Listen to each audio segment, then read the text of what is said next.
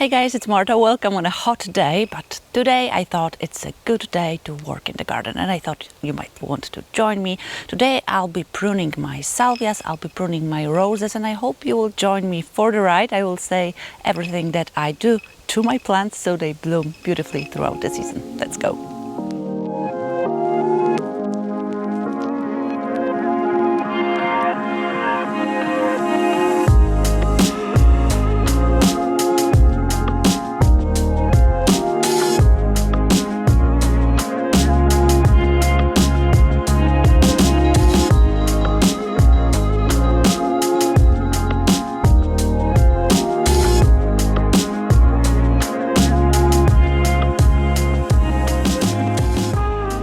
Okay guys, hydration is key, but let's get to work. This border is full of salvias. We have some compact salvias like compact deep blue that just stopped blooming. We also have April night that stopped blooming like a week ago, but I was waiting to show you how I prune it. I also had a salvia that I pruned 3 weeks ago to show you how it looks like after the severe prune that I'll be doing. So I've been pruning my salvias for a few years with a very severe prune. So I prune it almost to the ground. I leave like an inch or 2.5 centimeters of leaves above the ground, and I cut everything very hard. I've tried different types of pruning, and if I prune higher, so I just cut only the spent flowers, usually the leaves will look not that nice. You will have some yellowing, you will have some spots on them, and the flowering isn't as abundant as when I prune it hard to the ground. But when you prune so hard to the ground, you have to be careful so the watering of your plant is perfect. So be careful not to leave it in the ground.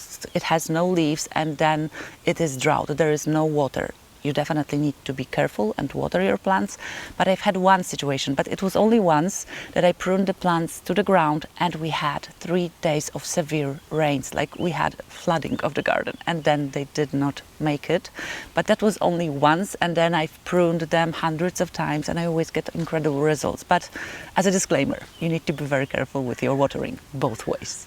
So this plant, as you can see, this is Salute Blue Salvia. I've pruned it, I think, 2.5 to 3 weeks ago, almost to the ground. I've left just a few leaves. They were not looking that pretty, but the plant soon pushed new growth, beautiful lush green like in the spring, and I removed all those dead leaves or not that well looking leaves, and now as you can see it is starting to bloom. So just 3 weeks and we'll have another flush of blooms.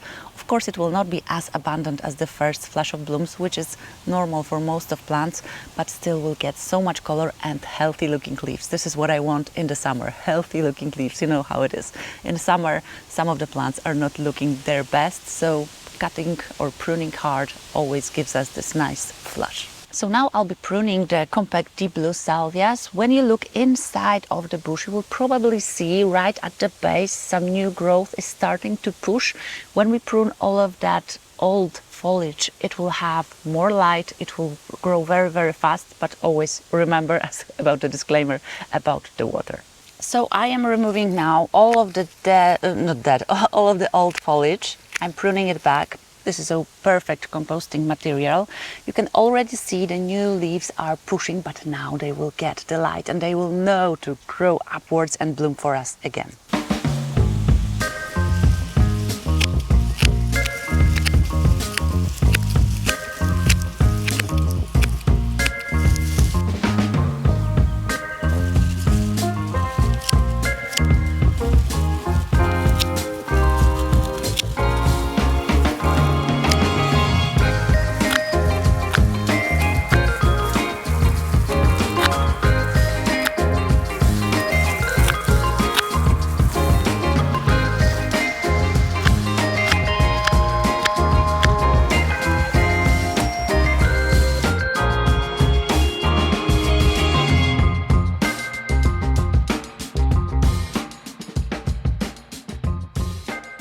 So I've pruned almost all of them, almost right to the ground, but I pruned some higher because I want to show you as an experiment how they will look like.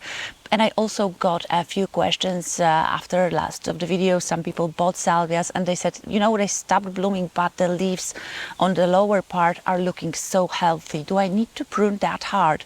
And I've said that me too. When I see that the plant is super healthy, I will also prune it a bit higher. That is, nothing is wrong with that kind of pruning, of course. I just had better results with the severe prune, especially if the plant is not looking that good. But if you'll prune it higher, nothing wrong has happened. So just feel free to do it as you feel comfortable, and maybe try one with the harder prune and you will see what results are best in your garden. Whenever I'm doing any kind of work in my border, I always try to remove the weeds. They will always be there, and when I'm taking away all of the stems, I can see where the weeds are. It's very important to take them out because they are taking up the nutrients that your plant needs. So now we have a clean slate. And because I removed so much foliage, look, you can see the beautiful flowers of Veronica spicata. It is a beautiful, such lovely purple blue flowers. All of the bees and bumblebees, all of those pollinators love it. So I think it's also a nice plant to intermingle with your salvias. The pollinators will be very grateful to you.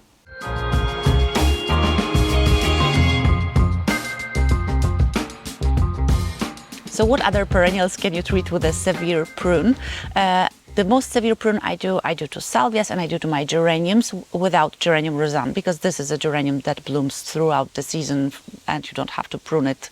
Maybe sometimes when it's getting out of hand you can prune part of it, but I don't prune it hard because it's blooming constantly. But with other geraniums that bloomed in the spring, I prune them really hard, almost 2 centimeters from the ground, and then I have another flush of blooms. For example, with my catmint, I don't prune it as hard, I just reduce by half. So I have a nice round ball and then it grows again and it blooms again for me. But I think the severe prune is good for the new growth to appear, and the plant has puts all of the energy into the new growth. So that's why we have so many nice new leaves and then another flush of blooms.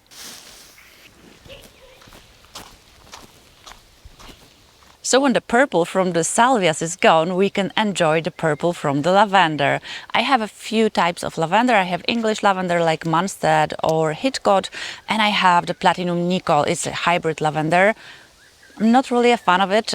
It overwinters beautifully in our country, very nice looking leaves, but I am not a fan of the flowers. I don't really like those spikes. Somehow Hitchcock and Munstead are my favorite ones. Because it just reminds me of the fields I've seen in France, and I think they just look prettier. But that's personal preference. Let me know which flowers do you like more. So it's time for the job I am not too big fan of. So like pruning my roses after they have bloomed. Depending on what you want from your rose, you can prune them in different types of ways. First of all, you can just remove the flowers one by one. I waited for all of them to be spent to prune my rose. We are always going down to the leaf that has 5 single leaves. You will see that there are the ones that have 3 leaves and 5 leaves. And I'm always cutting above this leaf that has 5 single leaves. You can go lower and lower if you want your bush to be more compact. You can go definitely lower. If you want it to grow higher, you prune it higher. But sometimes you can see, because the new stems are just coming from this part, and you can prune right above this and you will have already the stem that will be blooming for you. It all depends on what you need from your rose.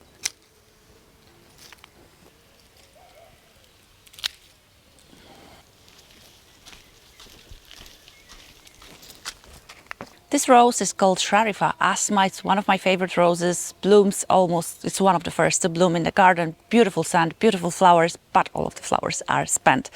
This rose is in front of my border, so I don't want it super high because I want to see what's behind it.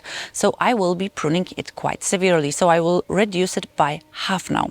But if you have your rose that you do not want to do the reduction as me, you can prune after the first set of leaves that has 5 single leaves. So you could prune here, you could prune here and there. none of those types of pruning is wrong. It depends on what you need from your rose. I want it to be more compact, so I'll be pruning harder.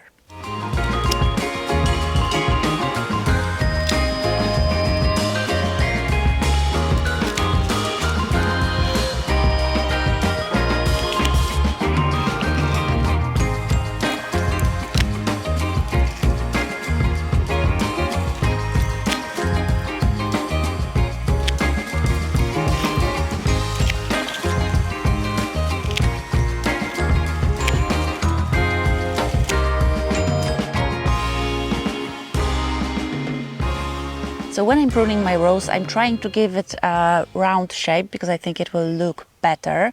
Then when I remove all of those stems, sometimes they are almost down to the ground, so you cannot see what is below your bush. So when I can see, I of course remove all of the weeds. I look at the fallen leaves. Maybe some of them will have black spot, then you have to remove them, never compost it. I try to clean under my rose, and then when I prune it, I come with fertilizer, because this is what I remember. I pruned, I fertilized, I watered, I can go to another one. I think it's for me, it's good to remember which ones I've done and which not. When you have so many flowers, you can sometimes forget when you added fertilizer, and adding fertilizer twice is not the best idea. So as you can see, there is a lot of work to be done, and sometimes it is overwhelming, and sometimes I'm like, why did I plant so many roses? I love them when they bloom, but I don't like when I have to go and prune them one by one with all of those petals falling off. But I try to divide my garden into squares, and I try to do one day, one square, and it's done, finished, and I'm happy with the results. But when I'm during my retirement, I will not be having that many roses. This one I can tell you. And now it's starting to rain. Okay, guys, please let me know in the comments, how is your season? How are your gardens doing? What is bothering your garden? Do you have any pests, any diseases? And what are you enjoying in your garden? And what type of garden works you really hate? Let me know in the comments. If you liked today's video, please give it a thumbs up, consider subscribing, and we'll see you in the next one. Bye.